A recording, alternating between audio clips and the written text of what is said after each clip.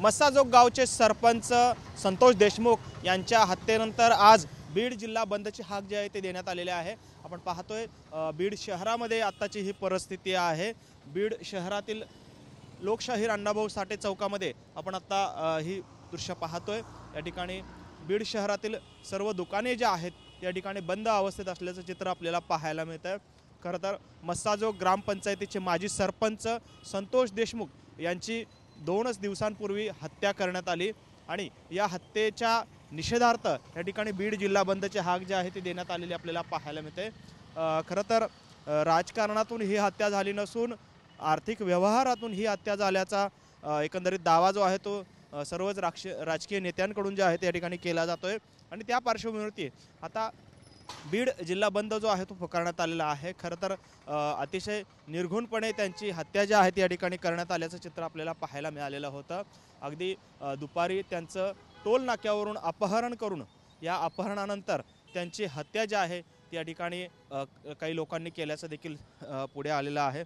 यामध्ये काही आरोपी देखील अटकेत असल्याचं चित्र पाहायला मिळते। गुन्हे देखील दाखल झालेले आहेत। मात्र हा गुन्हा दाखल करून घ्यायला आणि संतोष देशमुख यांची सुटका करण्यासाठी काही वेळ गेल्यामुळेच या ठिकाणी असा प्रकार घडल्याचा त्यांच्या कुटुंबियांकडून सांगण्यात आलं आणि त्यामुळेच एकंदरीत पोलीस अधिकाऱ्यांवर देखील कारवाईचं बडगा जो आहे तो उगारण्यात आलेला आपल्याला पाहायला मिळालेला होता। त्यानंतर मात्र या हत्येच्या निषेधार्थ बीड जिल्हा बंदची हाक देण्यात आली आहे आणि आपण सकाळच्या साधारणपणे 9 वाजता आहेत आणि या ठिकाणी सर्व बीडमधली अनेक दुकानं जी आहेत ते आपल्याला बंद अवस्थेत असल्याचं चित्र एकंदरीत पाहायला मिळतं। त्यामुळे बीड जिल्हा बंदच्या हाकला काही प्रमाणात चांगला प्रतिसाद मिळताना आपल्याला पाहायला मिळतोय। त्यामुळे दिवसभरात नक्की कशा पद्धतीच्या घटना समोर येत आहेत हे पाहणं देखील महत्त्वाचं ठरणार आहे। कॅमेरामन विनोद नाबादकरसह सागर सुरवसे, TV9 मराठी, बीड।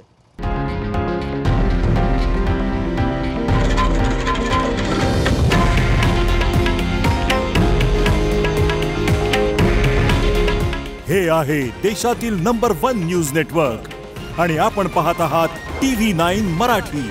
काळजी तुमची, हित महाराष्ट्राचं।